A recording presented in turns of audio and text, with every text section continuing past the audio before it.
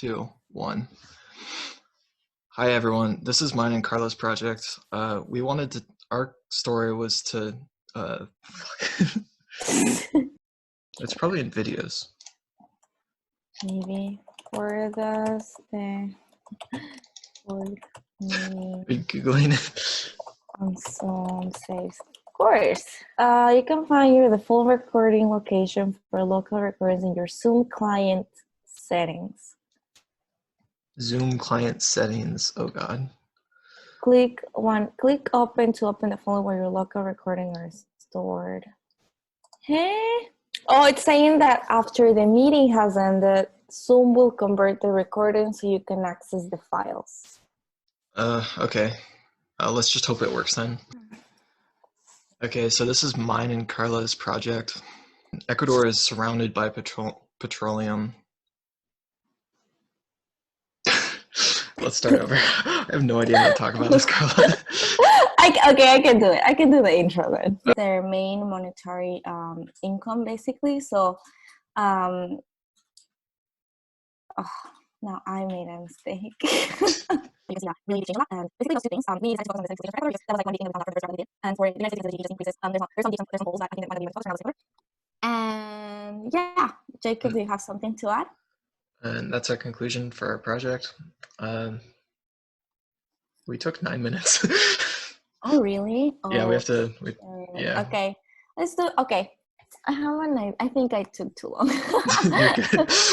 I got excited, Jacob. Okay.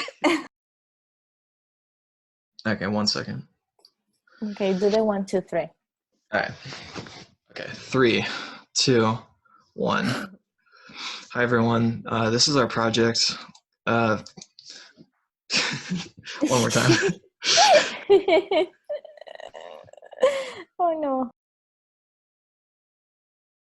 Hi everyone. This is Karla and mine's project. Our project is on how GDP affects a country, and this was the story we wanted to tell.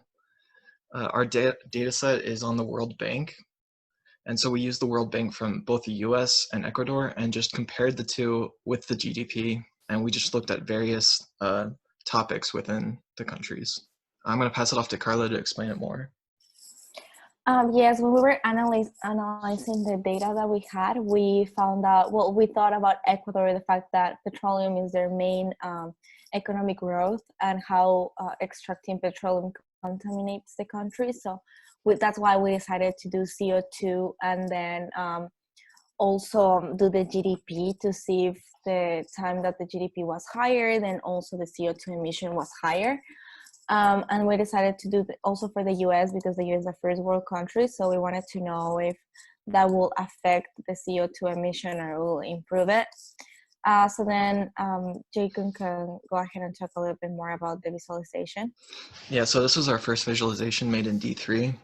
So the important thing to note is that we wrangled the data so that the GDP is a percentage of the total GDP. And so that's how we got this these two lines here for the US GDP and the Ecuador GDP. And then we compared it to just a small subset of the CO2 from Ecuador and then the small subset of the CO2 from the US. And a big thing to note here is that 1999 to 2000, that's when Ecuador switched over to the US dollar. And that's why you see this like dramatic jump. And then this led into our second visualization, which is basically all just focused on Ecuador and wondering, okay, so what's going on between other things? Like here's the population.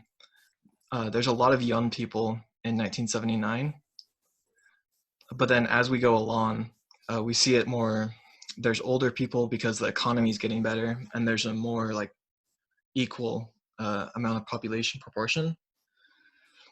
So we wanted to do a pie graph for this because it's just the easiest way to represent population. And then we chose a steam graph for this one because it's just an easy way to see different values within the CO2. For the static visualizations that we made in Tableau, I'm going to pass it off to Karla to describe them. Yeah, so basically after we saw the change in Ecuador, we decided to divide it in two, to to take the data before the monetary change and then after.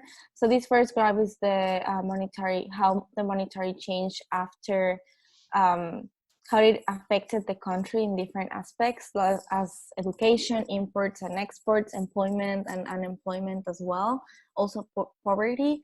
So the way that we wrinkled this data was basically taking all of the data from the years after the monetary change and then getting percentages of that and representing it here. As you can see, of course, the imports and exports are higher, and also employment is good because there's more opportunities for the people in Ecuador. And then in the second graph, you can see that we did the Ecuador before the monetary change. Unfortunately, the data wasn't as good, so it was really difficult to wrinkle the data and be able to find the values that we wanted. But we basically did before the monetary change. We took that and we did an average for those values, and this is what we got. And we can see that imports and exports, it was still kind of high, but either way, after the monetary change is when we see the improvement. And then I also wanted to do education. So basically it seems it's pretty low about the amount of people that were out of a school. But again, because this data wasn't as good, it was kind of it's kind of difficult to know if it's completely accurate. And then I decided these two kind of graphs because it was easier to show the difference from the specific fields, and it was like more easily to understand. And then basically our conclusion is that Jacob and I were from different backgrounds, so we thought it was kind of interesting to analyze both of our countries and see what we can get from there. And the nice part is that we use visualizations for that. When we started the project, we see the first graph, and from there we build on to the other parts of the project. So we think it was really interesting how we could learn more about a specific countries just by seeing a visualization. And Jacob, is there something else you want to add? No, thank you. And if you have any questions, please ask. Bye. I think this one was. I think this was good. Yeah, I think this last one was the one, Jacob. I think okay, that's perfect. I think this one is the one. All right, it's recording, right? I'm gonna cry if it's not recording. Oh my god. It is. Okay.